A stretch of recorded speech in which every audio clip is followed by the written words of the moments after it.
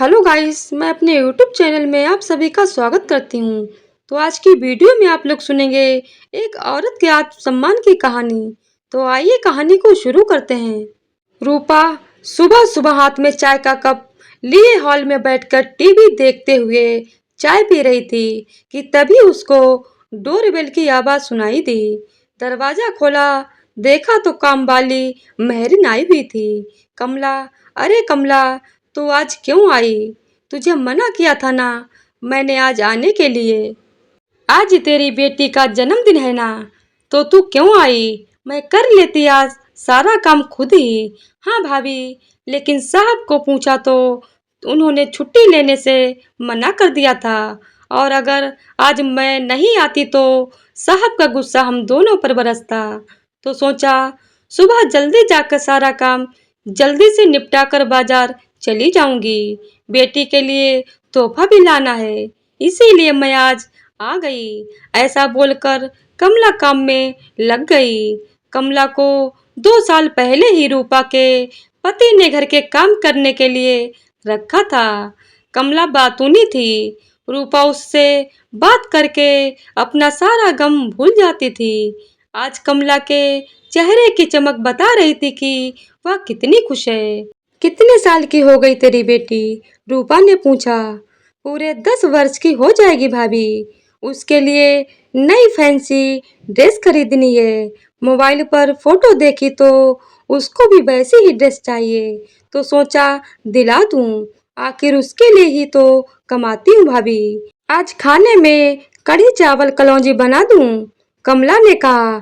हाँ बना दे, वैसे भी बस मुझे ही खाना है। आज सब बाहर ही खाने वाले हैं। और सुन, जाते वक्त मुझसे कुछ पैसे ले जाना। मेरी तरफ से भी अपनी बेटी के लिए कुछ ले लेना। और साहब का रूम अच्छे से साफ करना। तुझे तो पता ही है कि थोड़ी भी गंदगी दिखी तो गुस्सा 7वें आसमान पर हो जाता है। रूपा ने कहा, जी भाभी, सब अच्छे से साफ कर दूंगी। आप चिंता मत करो। कमला ने काम करते करते बातें शुरू कर दी। भाभी, एक बात पूछूं आपसे? आपकी शादी को कितने साल हो गए? कल पूरे 3 साल हो जाएंगे। रूपा ने कहा। मतलब कल आपकी शादी की सालगिरह है? कमला ने कहा। रूपा ने टीवी देखते हुए हाँ में सर हिला दिया। फिर तो कल घर में खूब जश्न होगा ना भाभी?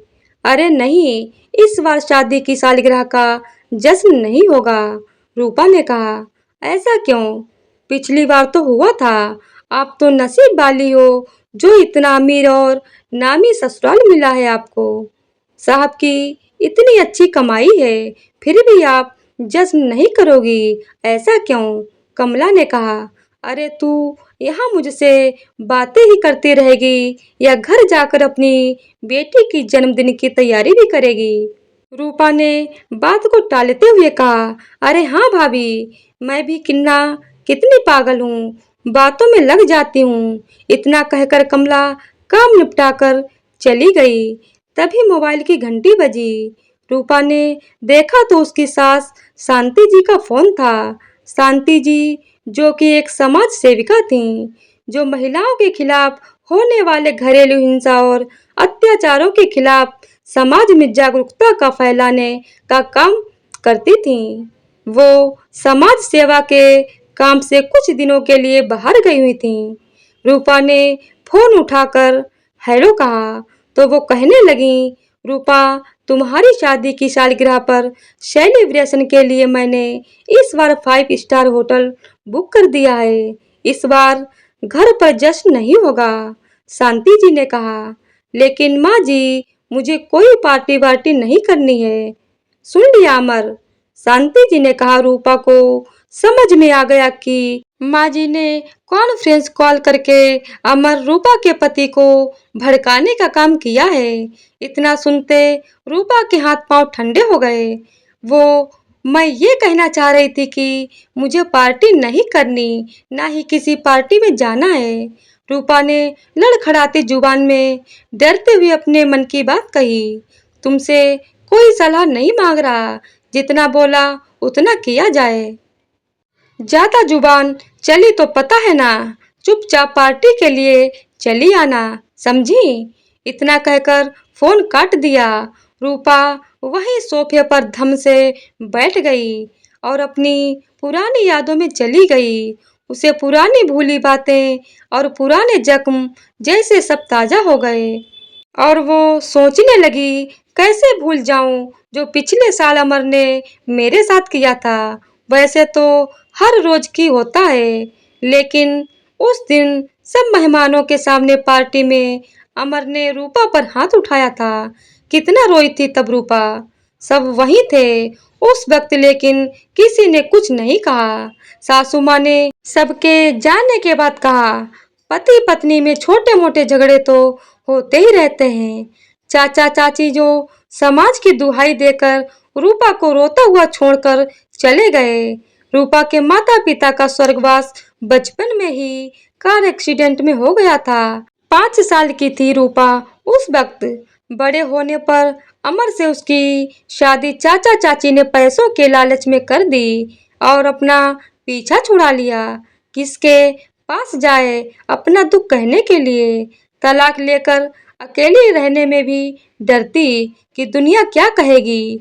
कोई सहारा देने वाला भी नहीं था। अमर और शांति जी उसे बात बात पर धमकी देते कि अगर हमसे बैर किया तो फिर ना घर की बचोगी ना घाट की। अभी जो रोटी कपड़ा मिल रहा है वो भी बंद हो जाएगा। बदनामी होगी सो अलग। मतलब इसमें कुल मिलाकर सिर्फ तुम्हारा ही घाटा है। रूपा डर के मारे उनके मारपीट और घरेलू अत्याचार हर रोज सहती रहती और अंदर ही अंदर घुटती रहती। बस यही कारण था कि अमर की हिम्मत और बढ़ गई थी। शराब पीकर मारपीट करता, गाली गलौज करना, अब तो यह आम बात हो गई थी। यह सब सोचते सोचते रूपा का सर दर्द करने लगा। तभी डोरबेल बजी। दरवाजा खोला तो अमर सामने खड़ा था। इतनी भी हिम्मत नहीं थी पूछने की कि आज इतनी जल्दी कैसे आए। तभी अमर ने कहा, जाकर खाना लगाओ अमर के लिए।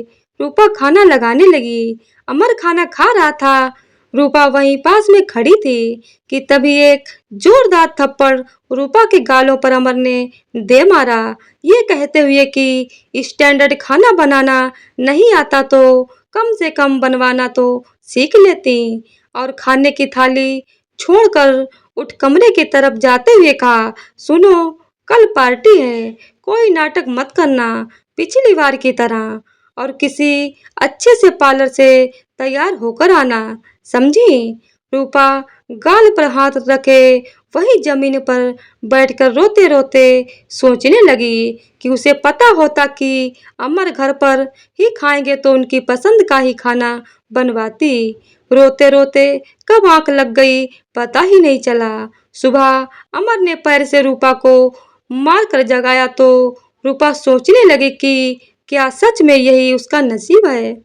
खाना पीना, पैसा शोहरत, ऐशो आराम सब कुछ था उस घर में रूपा के लिए, सिवाय उसके आत्मसम्मान और प्यार के।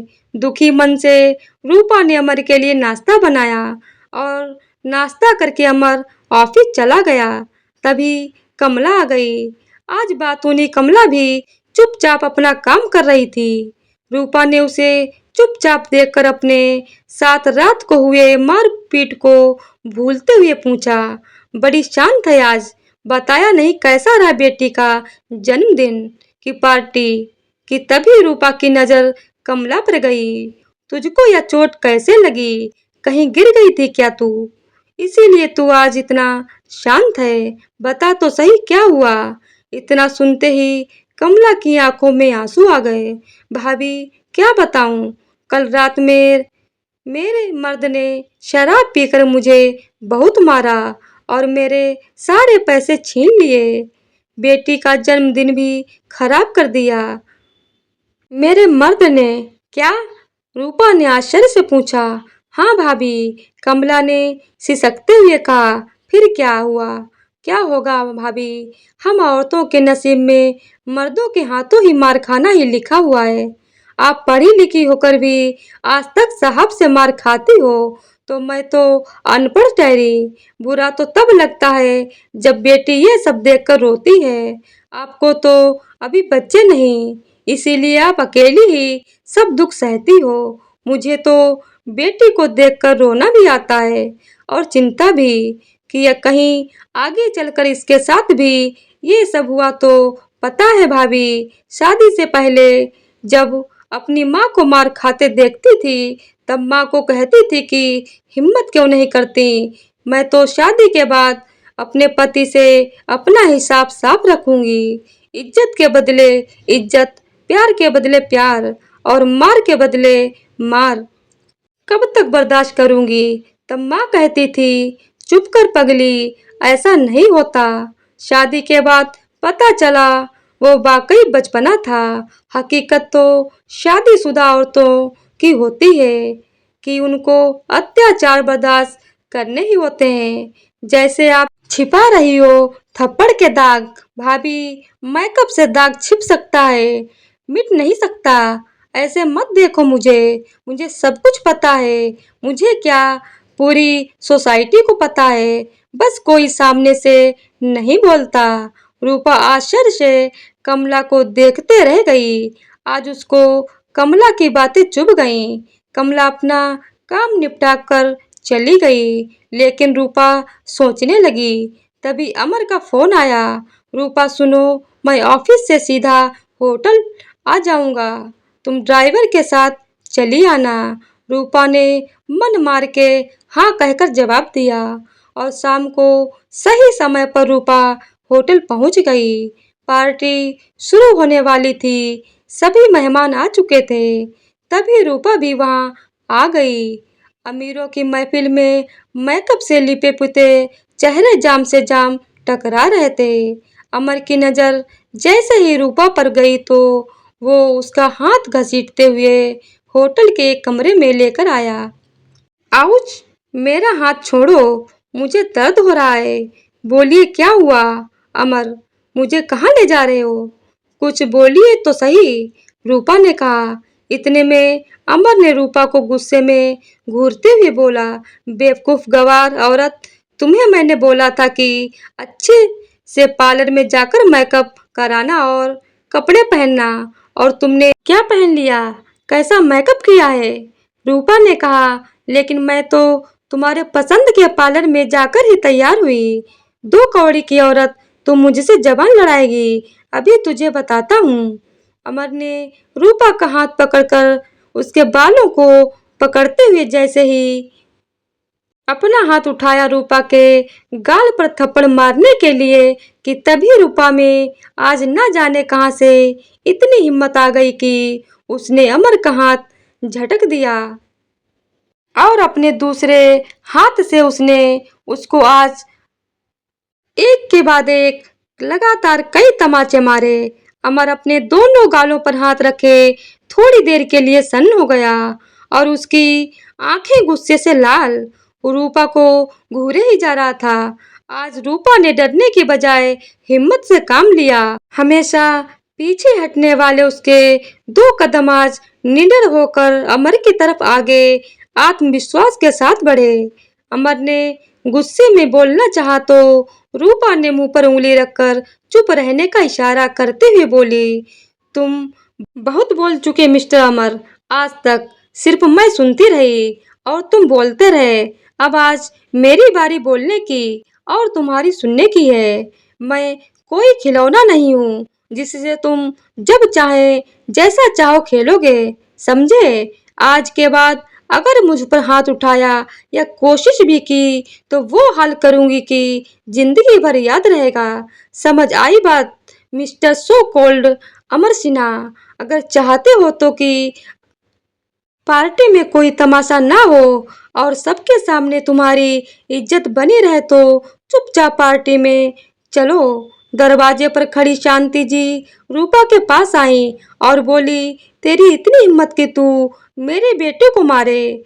तू होती कौन है मेरे बेटे को धमकी देने वाली? तू शायद भूल गई कि मैं कौन हूँ। अगर हम तुझे छोड़ दे तो वापस रास्ते पर आ जाएगी। किसके दम पर इतना कूद रही है? ये कोई फिल्म नहीं, असल जिंदगी है। यहाँ तलाकशुदा या ससुराल से निकाली गई औरतों की कोई इज्जत नहीं करता। तुझे पता नहीं किससे दुश्मनी मोल ले रही है।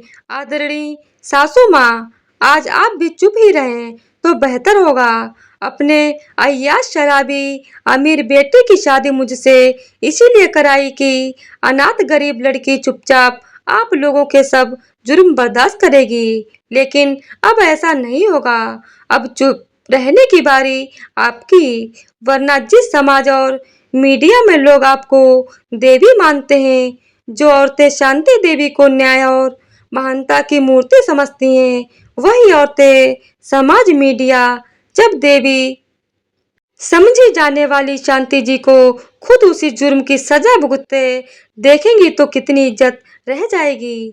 जरा सोच कर देखिए, जब शांति देवी की बहू मीडिया के सामने बोलेगी घरेलू हिंसा की बात तो क्या होगा? जंगल में आग की तरह ये खबर हर मीडिया चैनल के ब्रेकिंग न्यूज में फैली होगी। उम्मीद करती हूँ अब आपकी समझ में आ गई होगी मेरी बात। और क्या कहा आपने कि मुझे अगर आप लोग छोड़ देंगे या तलाक दे देंगे तो वो गाना सुना आपने जिसमें तेरा ही घाटा। इसीलिए बेहतर होगा मुझे आप ये धमकी ना दें, क्योंकि मेरे पास कानून है जहां मैं न्याय मांग सकती हूँ। सही कह रही हूँ ना मैं? मेरी चुप्पी को आप दोनों ने मेरी कमजोरी समझ कर रखा था, पर अब और नहीं। अब बस मैं पढ़ी लिखी आज की नारी हूँ, अपने सभी सामाजिक और कानूनी अधिकार भी जानती हूँ। मुझे आपकी दया की जरूरत नहीं। नारी कोई मूर्ति नहीं, इंसान है। ये बात हमेशा याद रखिएगा। मर्जी अब आप लोगों की। आप दोनों यहाँ आराम से बैठकर सोच लो कि क्या करना है। मैं पार्टी में जा रही हूँ। ये पूर्णतया काल्पनिक कहानी है, किसी भी त्रुटि के लिए माफ करें। कहानी का सार सिर्फ इतना है कि हर महिला को खुद को हर परिस्थिति में निडर, मजबूत और सकारात्मक बनाए रखना चाहिए, जिससे विपरीत परिस्थितियों में भी अपनी समाधान सोचने से मिल ही जाता है। तो दोस्तों, हम उम्मीद करते हैं कि ये कहानी आप लोगों को जरूर पसंद आएगी। अगर पसंद आए तो वीडियो को लाइक, शेयर और चैनल को सब्सक्राइब कर दीजिएगा और हमारे चैनल को अपना बहुत सारा प्यार दीजिएगा। धन्यवाद।